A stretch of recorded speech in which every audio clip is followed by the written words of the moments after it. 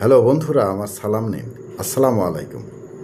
আশা করি আপনারা সবাই ভালো আছেন ইনশাল্লাহ, এবং আমার প্রত্যাশাও তাই।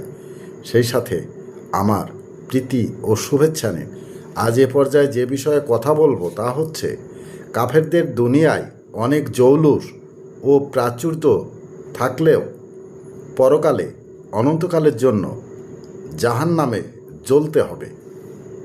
মনে রাখবেন, পৃথিবীতে কাফেরদের পাহাড় সম জৌলুস ও প্রাচুর্য থাকলেও তাদেরকে জাহান্নামেই জ্বলতে হবে। আল হাদিস। এ পর্যায়ে এখানেই রাখছি। ততক্ষণ পর্যন্ত সবাই ভালো থাকুন, সুস্থ থাকুন এবং নিরাপদে থাকুন। শুভকামনা নিরন্তর সবার জন্য সবসময়। ধন্যবাদ ফেসবুক মেটা, ধন্যবাদ সকল বন্ধুসহ সবাইকে। আবার দেখা হবে অন্য কোনো ভিডিওতে। আল্লাহ হাফেজ।